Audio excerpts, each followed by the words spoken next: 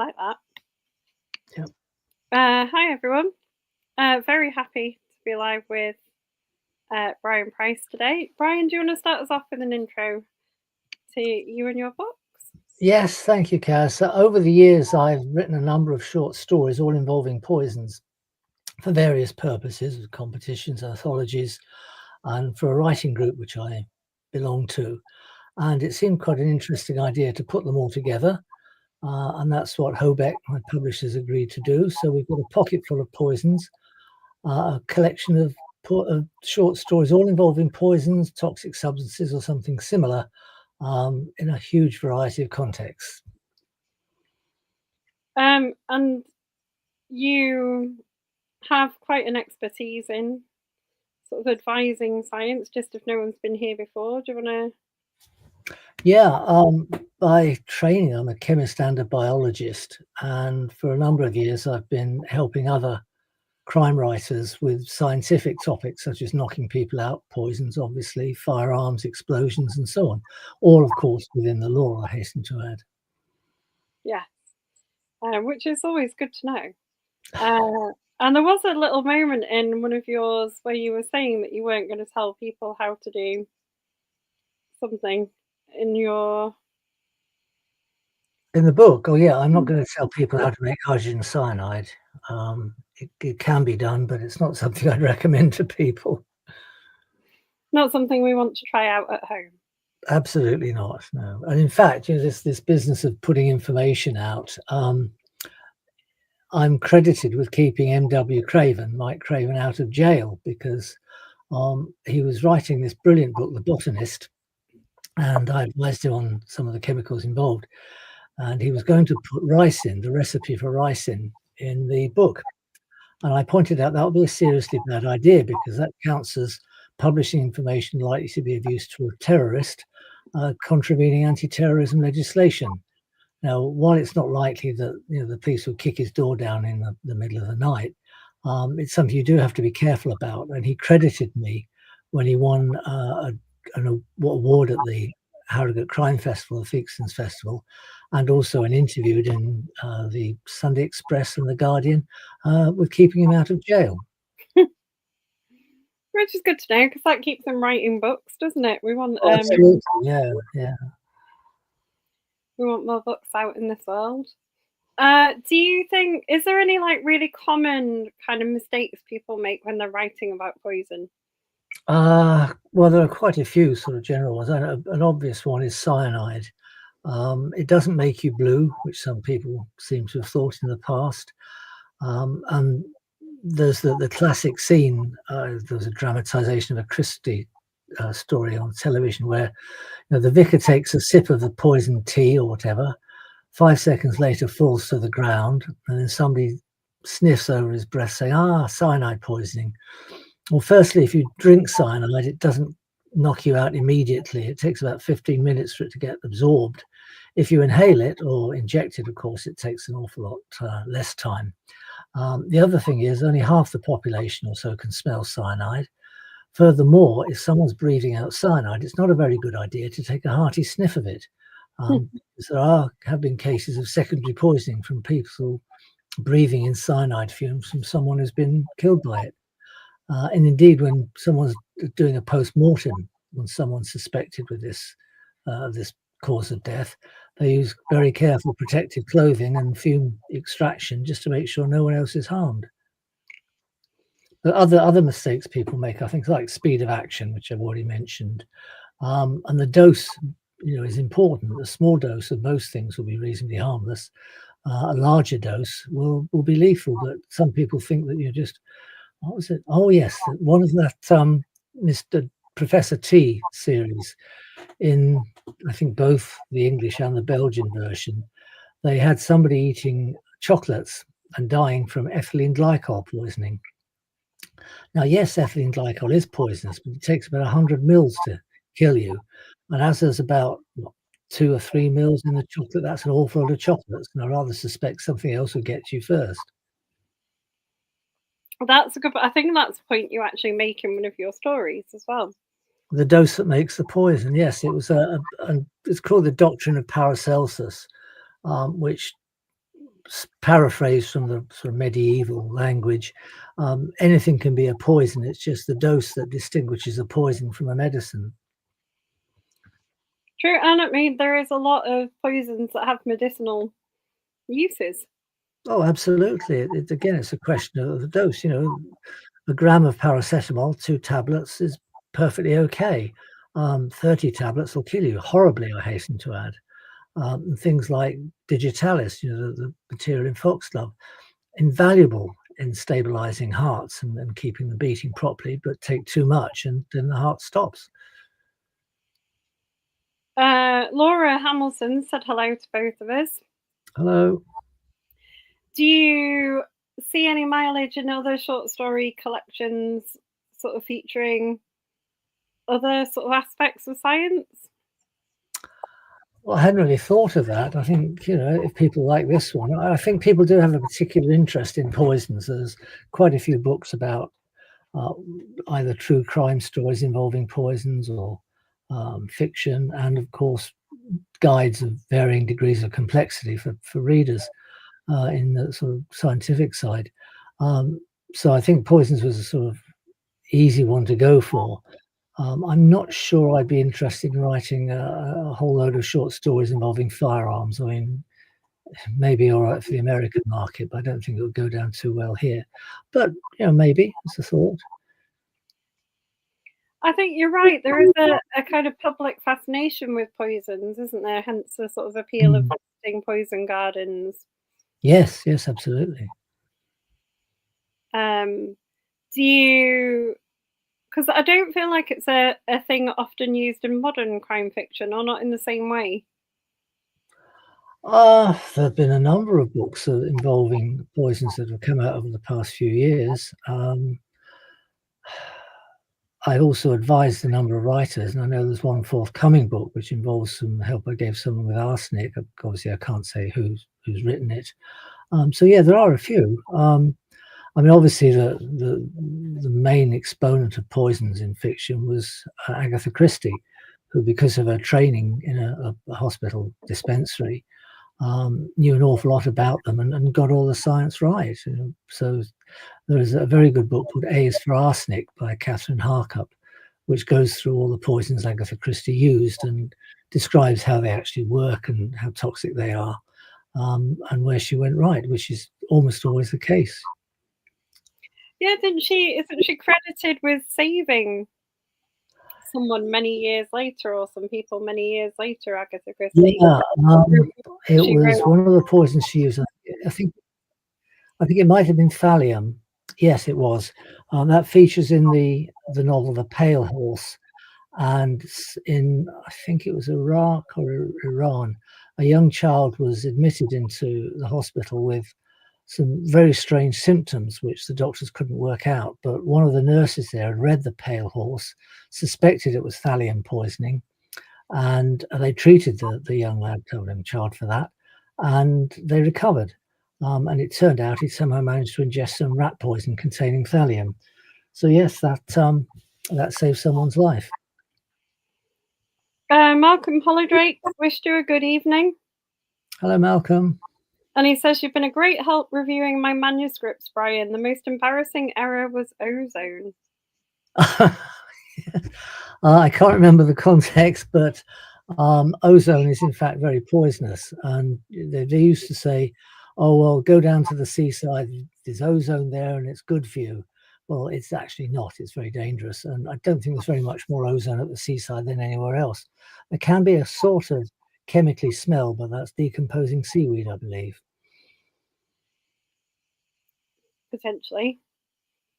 I like the range of poisons you use as well in this story, because you've dipped into the odd sort of biological one as well, or more. Yeah, I've used things which are not so much biological organisms in causing infections, but toxins from biological toxins. Certainly, I've used a number of those. Which I think is often an interesting sort of field that people don't go into as much. Well, you know, in truth, if you wanted to poison somebody these days, um, biological poison is almost the easiest way, because in Agatha Christie's day, you could swan into a pharmacy as long as you were a reputable person, either a householder or someone who worked for a householder, and you could buy cyanide for killing wasps, you could buy arsenic, you could buy thallium nut poison, you could buy strychnine for moles, all these things which are, you know, extremely dangerous in the wrong hands. But nowadays, you can't do that. You need a license to possess any of these, and obviously to purchase it. So getting hold of the classic poisons is a lot more difficult. But there are still some quite dangerous plants you can get hold of perfectly legitimately. It's obviously illegal if you've actually extracted some of the substances and are about to use them. But I mean, in the bottom on that cover of the book, you can see it's a bottle which used to contain strychnine. Those disc-shaped things at the bottom are actually the seeds of the plant from which strychnine is made. I bought those perfectly legitimately on eBay. They came from abroad, but as long as I don't refine the strychnine from them, I'm not committing any offence. But that's, you know, getting it from abroad. But there are things you can get in garden centres, and if you've got a certain amount of chemical knowledge and skill, you can extract the poisons. Whether you can do it without doing yourself harm, of course, is perhaps another matter. But Yes, and I suspect that's where partly some of the advice comes in, isn't it? Because, and it sort of is an interesting point you make in the stories as well, because by extracting some of these poisons, you are risking yourself as well. yes, absolutely. It's not a good idea to mess around with some of these chemicals or some of these plants. Some of the stories feature your characters from your kind of more well-known series, I would say. Yeah, DC Mel Cotton crops up a couple of times, and her colleagues, simply because if you've got a police officer investigating, you know, why not use someone who people know about and whose way of speaking and manners you can predict? So yeah, they crop up. You've had Mel in a number of books now. Do you have you got more of her series coming out? Yeah, I've got another book coming out in October, November called Fatal Shot, which is being edited at the moment. And I have got one or two ideas for book 7, but that's obviously some way ahead. Malcolm's got another good question for you. A really good question, actually. He says there are many auctions selling old shop contents and fittings. Could old fittings from a chemist shop still hold dangerous residue that killer could use? It's not impossible. I bought a little bottle of which had atropine in it, and when it arrived, it still had atropine tablets. Now these were, you know, there wasn't a lethal dose of atropine in the thing. I do tend to collect some of these old bottles, as you might guess. It might be handy in the case of a nerve gas attack, but it's not a lethal dose by any means. But I would imagine, yes, I think that it is quite possible that you might get something on eBay which has residues in the bottom. If it was something like strychnine, then you know you only need about 60 milligrams to kill somebody. So yeah, it is possible. Obviously, it would be illegal for them to do that, but you know, people wouldn't know. They wouldn't recognise that what they had in the sort of whitish crust in the bottom of the bottle was anyway dangerous. Laura Hamilton said, one in the news has been people eating bloom at home daffodils as they've been mistaken for spring onions. Yeah, I mean, in the war, the Dutch used to eat tulip bulbs because the Germans denied them any other food. Quite a few of these bulbs can hold dangerous amounts of material, and lily of the valley is particularly dangerous. Daffodils, they're not what I'd call lethal. The point about many plant things is that a lot of them will make you sick. So that is by definition toxic. But it's a question of how many are likely to be lethally toxic, and that's far fewer. Good Lord, something is strange. Yeah, I think that's the thing, isn't it? We don't think of like alcohol as being particularly toxic, but it is toxic. Well, it is, yes. And that illustrates perfectly the question of the dose that makes the poison. You could someone who's drunk moderately for much of their lives could drink a couple of whiskeys and so on, and they'd be fine. Drink a half bottle of whiskey all at once, and they could be seriously ill. In fact, it could kill them, and that has been a case of someone, as a dare, drinking half a bottle of scotch and actually collapsing and dying. So yes, that is certainly a toxic material, but it's one which societies lives with, and in some cases dies with. So it's a good example of the dose making the poison. Well, it's interesting, isn't it, as well? Because, like you were saying about things in Agatha Christie's day being a lot easier to obtain, we had a much looser relationship with things that were, quite seriously considered dangerous or illegal. Now, Mm. in the past, didn't we? We had medicines with like opium and Oh, all well, yes. sorts of things The in, medi didn't we? Yeah, So, yes, right.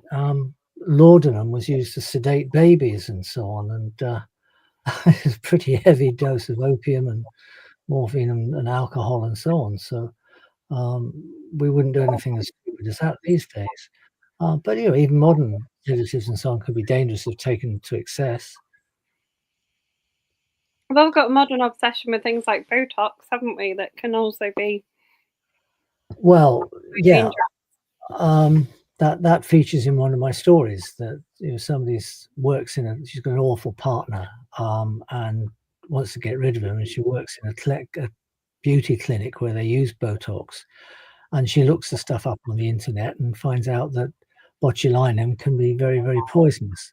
Um, in fact, the most toxic material I've come across in all the work I've been doing is a particular strain of the botulinum toxin. It's not the stuff that's used in cosmetics or anything like that, or in surgery. Um, but what happens when she tries to get rid of her partner, I'll leave readers to find out from the book. Yeah, do we don't want to give it away too much. Could there be a volume two of poisonous short stories? Because you've got plenty of poison still to explore.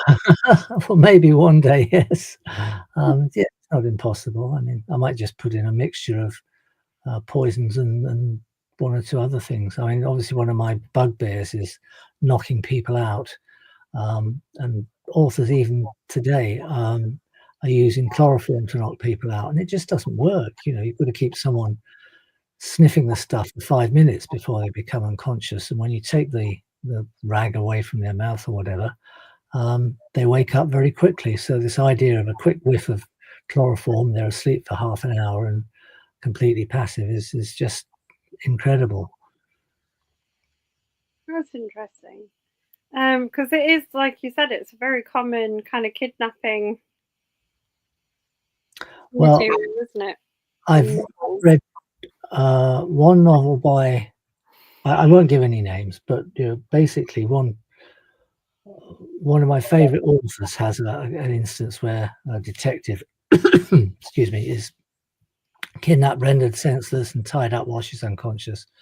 Um, with this manner, one of the world's leading thriller writers I met at Crime Fest, and he's used it twice in his books recently.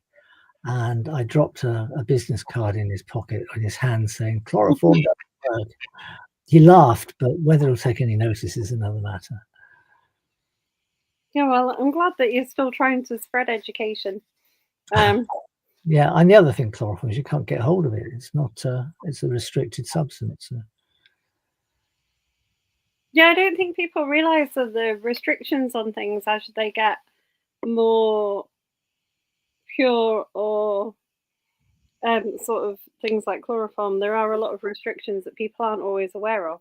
Yeah, and there's a lot of materials which not necessarily requiring a license, but are only available to bona fide purchasers like laboratories or industries, businesses, and so on.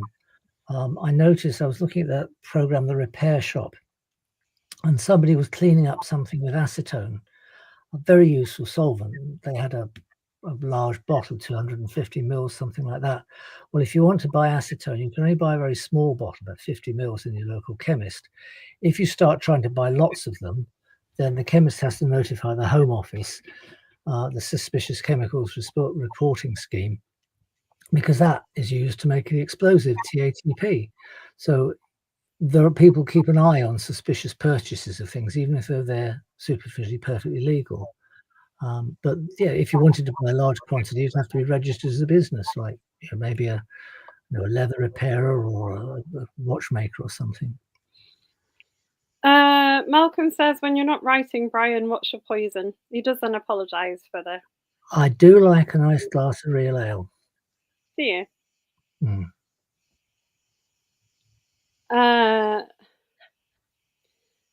And Laura's talking about Botox treatments for people with dystonic spasms. Yeah, I mean, medicinal use as well, doesn't it? It does have a medical use, and it has been used in surgery on occasions. There have been a few adverse effects, but it's a useful material. But like most of these things, use the right strain and handle it carefully. Peter Fleming's recommending your science book. Yes, thanks. Peter's been very kind about both the poisons book and the science book. This was a general guide to science for other crime writers I produced about 2019, I think. And it covers not just poisons, but knockouts, explosives, fires, DNA, new developments in forensics and so on, although new developments are 5 years old by now. But people seem to like it, and it's a lot of people say, "Oh, I read your book." Someone brought it up to me at Crime Fest and asked me to sign it, in fact. The developments in DNA are astounding, aren't they? It's that's my specialism in science, and it changed while I was studying it. We were having modules where the lecturers were walking in and going, "This is now a history module." Yes, I can believe it, because it's got so quickly. I was looking at there's a forensics newsletter you can sign up to, and they've now got stuff that you can produce in 30 minutes. You can get an indicative profile of somebody. It's not good enough to stand up in court, but if you can match a sample you find at a scene to DNA that's already on a database, then the police know who to go and look for. They need more than that to convict them, but it's a very useful indicative tool. Malcolm's asking if you like Black Sheep. If you're talking about the beer, yes. I have no particular interest in the mammals. I presume he was talking about the beer. I think so. I think so. That's it's from up his way anyway. It is, isn't it? Yeah, bit of, isn't it like Todd Midden way, I want to say? Something like that. Yeah. I think it was somebody who left one of the major breweries and set up their own brewery about 20 years ago. I can't remember which one. Might have been Theakston's. There are some lovely brewers in Leeds that are all quite independent that are worth trying, I think. Yeah. Donna says good evening to both of us. Hello, Donna. Someone else who probably, like me, likes to read things and know that the science is right, because I find that can be quite off-putting if there's something I read in a book and I know that it's inaccurate. Yeah, me too, which is why I set up the website, which gave rise to the book eventually, because I wanted to I suppose it started, I went to Crime Fest in 2016, and I was delighted to see how friendly everybody was. The authors were not standoffish or anything like that, which was great. But I wasn't a writer at that point, but I thought, well, if as a scientist I get irritated by mistakes, so if I can put some information out that'll help people, excuse me, and a website seemed to be the best bet, I'd do that. So yeah, off I went. I mean, I think there are some things you have to be a bit, I wouldn't say lax about, but you have to telescope things to some extent. I mean, in some cases you see things like, chap found dead in the morning, post-mortem by lunchtime, and toxicology backed by tea time. That would never happen, apart from the fact of full home office post-mortem takes about 6 hours. The toxicology results can take an awful lot longer. You can get some basic screening tests, usually for drugs commonly misused, which will get you a result very quickly. But if something a little more obscure has been used and you want to get evidence that will stand up in court, it can take a very long time to do it. Partly because the chemical procedures are not just a question of, sticking a indicator stick in it and watching a color change, but you have to do a lot of preparation and careful instrumentation work. But also the labs are incredibly busy. It takes a long time to get up the queue, as it were. So yes, that's something where you do have to telescope things. Otherwise, you'd have a long gap in your plot while you wait 2 weeks for toxicology to come back. So I do tend to rush it a bit. The way I sometimes cheat is to, rather than have the sample go to a conventional forensic laboratory, would say, "Oh, I've got a friend at the university. Perhaps they can help," and that sort of jumps the queue a little bit. Yeah, that's a good way of doing it. I don't mind things like that. I kind of expect that in fiction. I think one of the things that got me quite angry when I was younger was an episode of CSI where they arrested someone for having like 3 alleles in common with the DNA at the crime scene. And I was like, you have that many in common with a banana. Exactly. It's not going to be, that doesn't mean anything. Yeah, they just, I mean, it's a case of writing without understanding, I think. And, it's not too difficult to talk to somebody and also, get an opinion from various people and then put in a way that people can understand. I mean, if you look at something like Kathy Reich's books, she's a forensic anthropologist. She does refer to particular bones by their names. Anyone can look that up if they want to find out what a third metatarsal is. But nevertheless, the overall flow of it, you don't have to be an anatomist to follow the flow and the plot. And obviously, that with her, it's going to be absolutely accurate. Yeah, and I think that's the thing, isn't it? You then get drawn to reading books where you know it's going to be accurate. Yeah. And you're going to enjoy them, but sometimes you can learn things from them as well. Well, yeah, absolutely. Preferably not how to kill people. Preferably not, no. I liked the notes that you put at the end of your stories for that, actually. I thought that was quite interesting because you put sort of some references to like little explanations to sort of things, didn't you, at the end of each one? And I thought they were really Yeah, I thought it would be interesting to add a bit of information about, either the poisons being used or the situations and so on. Yeah. What's I the also, I sorry. also, I also at the beginning blamed Ian Fleming because I first got interested in poisons when, as a teenager, I read the book You Only Live Twice, which bears a nodding acquaintance with the film. But in the book, there's a section about Blofeld's suicide garden in Japan, where it was the case in the 60s, apparently, that Japanese had a propensity for suicide. Whether it's true or not, I don't know, but that's what Fleming was saying. But it listed all these plants which were growing in this suicide garden and the properties of the poisons inside them, whether it was oleanders or strychnine or calabar bean or what have you. And that got me quite fascinated. And when I began working in science, I was initially more interested in things like pollution and pesticide toxicity, but getting into the crime side of things, then that was an obvious interest.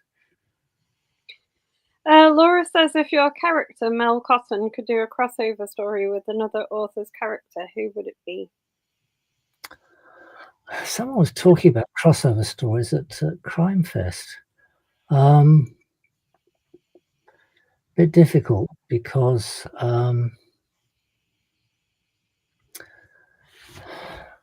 I suppose she'd probably get on quite well with Karen Pirie, Val McDermid's creation. They'd probably get on all right. Possibly Poe and Tilly in Mike Craven's books. I think characters very different from Tilly, but Poe might be a bit impatient. Yeah, maybe scrap that one. As for Peter James, I mean, they'd be miles apart because superintendents doing what Roy Grace doesn't happen. So I don't think that would work either. But yeah, possibly Karen Pirie. Yeah. Nice. Malcolm wants to know if you've ever visited the Poison Garden in Northumberland. In Alnwick, yes, I did quite a while ago. I think it was reasonably new, but yes, I have seen it there. There's a couple more. There's one in Sussex, Hampshire, somewhere down south as well. They don't let you see examples, of course. But, I don't think I've ever been to one, but it'd be fascinating to visit. Yeah, it is interesting, but you can see poisonous plants elsewhere. I went to Cambridge Botanic Gardens, and they had one or two quite dangerous ones there, including the castor bean plant, which is the source of ricin, which is perfectly safe to handle because until you start mucking around with the beans, which is one of the reasons that Southport killer got a long jail sentence. He was convicted of making ricin as a terrorist act. He didn't get very far. He was just grinding the things up. But to go any further than that would be dangerous, and it's not something I'd discuss. But having the stuff growing in the garden is okay, because if you swallow one of the beans, it'll just go straight through you. It's when you get a tiny amount injected, not from an umbrella, incidentally, that was a mistake, then that's when things start to collapse and you die within 3 days. Interesting. There was someone who did assassinate people with umbrellas or something, wasn't there? It's the Georgy Markov thing. What happened is he was walking across Westminster Bridge, and somebody dropped his umbrella and he felt a pain in his leg. And it was assumed that the umbrella somehow fired this pellet into his leg, and the pellet contained ricin, and he died a few days later. But there was a BBC program called Reunion on Radio 4. There's a reference to it in the science book, where the people involved in the case, the doctors and one of the police officers, came to the conclusion it wasn't the umbrella that fired the pellet, but some sort of briefcase effort, because they tried to kill somebody else on the Paris Metro with the same technique a little while just before, just after. And the pellet was blocked by something or other, so it didn't release all its ricin, so the guy survived. Very lucky he was too. So the assumption was it was some kind of briefcase that did the job rather than the umbrella, but everybody talks about the umbrella poisoning. I interviewed someone a while ago who'd written a book called The Umbrella Assassin, and I don't know about that incident, but I think it was someone else in like abroad that had done it. I dare say with a certain amount of metalworking skills, you could convert an umbrella to eject a pellet with compressed air or something if you wanted to. Yeah, I don't know if they'd actually used an umbrella. I don't know what the link was to them being called that, but she'd written a really quite interesting book about it because it was about an art heist. Oh, right. No, I've not come across that one. Yeah, because I think they're quite unusual. It's but like now, I think reading things. There's a really good story that you've written that was quite unusual. It's kind of a locked room. Oh yeah, there's a couple of locked room stories in the book. Yeah, that I enjoyed. There's one where you particularly enjoy exploring musical references as well, I think. Yeah, I'm afraid I'm a sucker for putting little Easter eggs, and the book that's currently out, Fatal Image, which is about a politician who's murdering people who could stop his rise to power because he was at some kind of semi-orgy thing a few years back, and he was to get rid of everybody else who was there. But I've dotted it with references to music by people at Fairport Convention and the Beatles and what have you. Probably shows my age, but I know that some people like them. And in the first book, the first story in the book, one of the early ones, is about a music fan who is obsessed with keeping all his vinyl clean and rare records and so on. And he's killed in his study, and they don't know why, because he was poisoned by a war gas called phosgene, and there's no way it could have been pumped into the room. So they have to try and work out how he was killed by this stuff. But yes, there are musical references in that, partly because he's a record collector. Do you like to collect records? Is that a I like the music. I did have quite a lot of vinyl, but I'm not a purist. I don't sort of spend thousands of pounds on equipment and so on. And also it's not very mobile, so I put all those CDs, which I've now put onto my iPod. That again is apparently archaic technology. Excuse me. So that's what I listen to in the car, and I still play CDs, when I'm working in the study. So I've got the music, but not in vinyl. Some of them turned out to be quite valuable when I sold them. Yeah, I think there's some quite rare or Yeah, sought after vinyl now, isn't there? yeah, yeah. Um, If they're original from the 60s, then they do have some sort of value.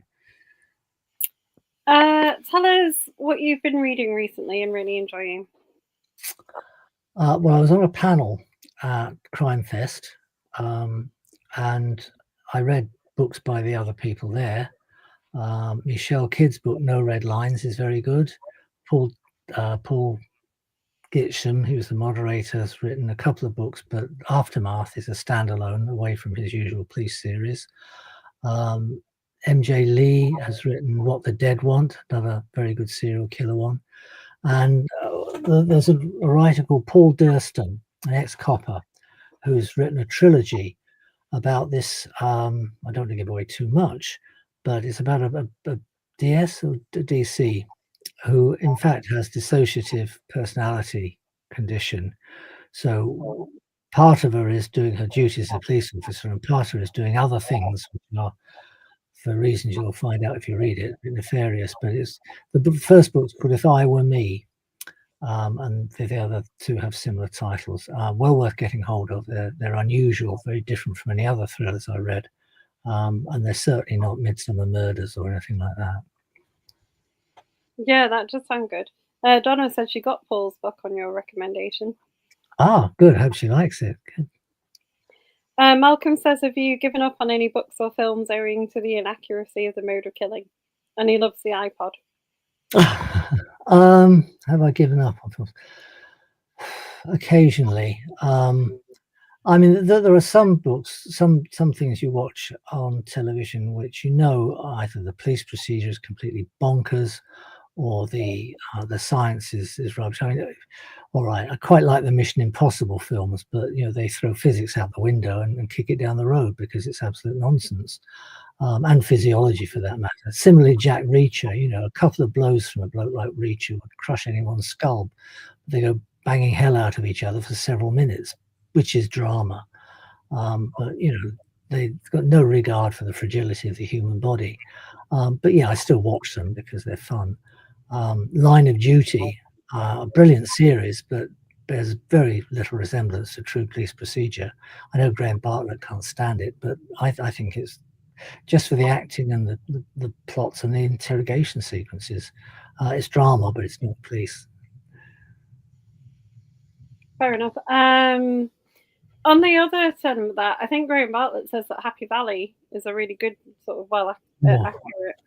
It's terrific, outstanding performance by Sarah Lancashire and by the other people in it. And yes, it's much more like real policing, as I understand it, than I would say the same for Unforgotten. Actually, I mean, apart from the cardinal error, as Holmes will say, of having high-ranking officers going around doing the interrogations and the investigations, when you see them working in the incident room, assigning jobs, treating each other courteously and respectfully, doing their job properly, that seems much more credible than the old style things where they shout at each other and say, "In my office now," all that kind of blarney and that. So yeah, I like that a lot. And again, the acting is absolutely magnificent.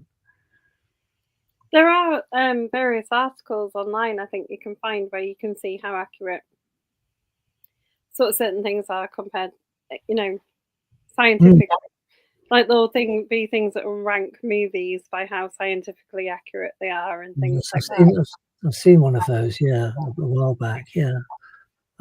Most aren't. I think one of the ones which came quite high up was a biological one, Outbreak, with Dustin Hoffman, and who else was in it? Woman who was in the Thomas Crown affair. They're both investigators anyway, and that was quite well done, I gather, from a microbiology point of view. I'm not a microbiologist, but I think it was done quite well. But I mean, obviously, Jurassic Park is a fantasy. There was one book which also somebody actually mentioned when I was talking to them the other day. The cloning technique is pretty good. Sorry? Jurassic Park. It goes wrong in places, but the actual description of cloning is pretty good. Oh yeah, that's true. If you want cloning, go for Orphan Black, which is a remarkable TV series. But again, I'm not sure how scientifically valid it could be. Yeah, the Andromeda Strain was apparently a very accurate book in terms of dealing with an alien virus and how it could do damage. Michael Crichton. Yeah, you can't beat Michael Crichton for a good book. Laura has said she's rolled her eyes on your behalf reading a few books due to the inaccuracies. Yeah. Yes. Do you have, so you've obviously been to Crime Fest recently. Do you have any other sort of events or panels that you're going to anytime soon? I'm giving an interview on Radio Bristol on June the 1st at 4:20 on talking about this book, which anyone can pick up on BBC Sounds. I'm supposed to be doing an interview with someone called Lee Benson next week. And I'm giving a talk at a local library on poisons on June the 5th. As far as other festivals and events are concerned, I won't be able to go to Harrogate. I think it's, the cost really of going to 2 festivals in 1 year. It's a long way from Weston-super-Mare. But I think something is going to be happening in Swindon in October, which I've been invited to help with. If that goes off the ground, it should be really quite interesting. It sounds like as though it's got a similar sort of ethos to Crime Fest in terms of being quite inclusive. I met the people at Crime Fest, and we'll see what happens there. I couldn't make Donna's thing down in Brighton, unfortunately, because of logistics, really. Yeah, it's hard to get around to all the events, isn't it? Yes, it is. There's lots of really good things happening up north, but I'm stuck in the southwest, so it's travel is an issue. I had great fun at the UK CBC panel in Leeds last year, though. That was good. It was, wasn't it? I enjoyed our live event in Leeds last year. It's going ahead again this year, but in September. All right. Hopefully details rolling out in the next few days. I'll look out for it, yeah. Because we've got some good people, got some good panels and things this year, which will be exciting. Yeah. I think. Well, I'm biased though because I help program it, so yes. I wouldn't listen to me about that. I'm sure you've done a brilliant job. I'm sure. It's got panels I'd watch. Yeah, that's the main thing, isn't it? Which is always good. You don't really get to see them though when you organise an event. No, it's like putting on a gig, isn't it? I used to be a social secretary at college, and you missed half the gigs. You're running around making sure that people weren't getting stoned or the beer didn't run out or whatever. Yeah, that's a bit of a nightmare. I wouldn't like that. I like to get a full gig if I'm going to go to one. Yeah. Because you don't want to miss anything. No. Right, so we're coming up towards the end of our time. Do you want to remind people what they're going to go away and buy? Yeah, if you want the latest instalment of the Mel Cotton series, it's Fatal Image. And if you want the short stories, it's A Pocket Full of Poisons. I would urge you to try and get them from an independent bookseller if you can. Hobeck will sell books as well, direct, and they'd obviously appreciate that. And if not, then Waterstones, or obviously Amazon will for the electronic version, the ebooks. I also sell them from my website, but obviously it's easier to get them directly from a supplier. So I hope you'll enjoy them. I'm sure people will. Are they available on audio? Not at the moment. I know that, well, I personally, I think they would probably do quite well on audio because they're quite pacey. There's not a lot of description of rolling countryside and so on. In fact, excuse me, one of the questions I asked a question of some people at Crime Fest who adapt novels for television, and I said, well, you get a 6-episode thing with lots of driving around and photograph and films of the countryside. Is it just padding? And they admitted in some cases it is. A network wants 6 hours or 6 programs of 3/4 of an hour, and the plot doesn't stretch necessarily to that, so they bung in this other stuff. But personally, I'd rather see a 4-part series with less wasted space. But that's just me. But yeah, that's hopefully people will enjoy that and get them, wherever they can, really. Donna's saying that she got her signed copy at Crime Fest. Yeah. Well, she said very nice things about my books, so I'm pleased about that. And Malcolm and Laura said thank you very much. Thank you. Thanks for having me, Cass. Yeah, well, thank you for joining us. It's always a pleasure. Always a pleasure from my side as well.